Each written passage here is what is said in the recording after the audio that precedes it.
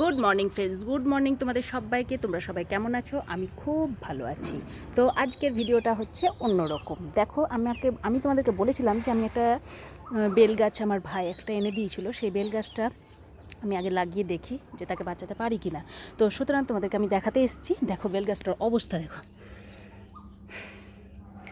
পুরোপুরি শুকিয়ে একদম পাতা একদম শুকনো থরথর হয়ে গেছে, দেখছো?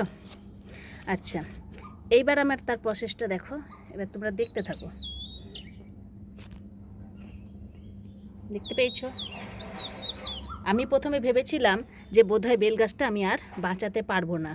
তারপরে দেখছি মানে এত আনন্দ পেয়েছি আমি এটা দেখে যে কিছু বলার নাই।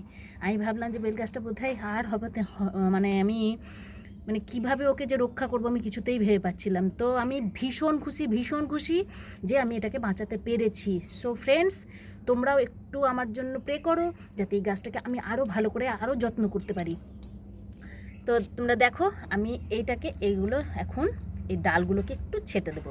তা নাহলে আমার ডালগুলো যদি না ছাঁটি তাহলে কিন্তু আর হবে না। সুতরাং এখান থেকে আমাকে ডাইরেক্ট কেটে দিতে হবে। তো ব্যাস, এটাকে একদম সুন্দর করে শেপ সাইজ করে দিলাম। এবার এর নিজে নিজে বাড়ার ক্ষমতা হয়ে যাবে অলরেডি। আমি এখানকার এইগুলো পরিষ্কার করে দিই, তাহলেই হয়ে যাবে। তারপরে তখন আস্তে আস্তে যখন ঠিক হয়ে যাবে তখন আমি এতে একটু একটু করে হালকা ফুলকা সার দেব। সার বলতে ওই খোল পচা জল এইসবই দেব। তো আজকের মতন এইটুকুই। টাটা সবাইকে।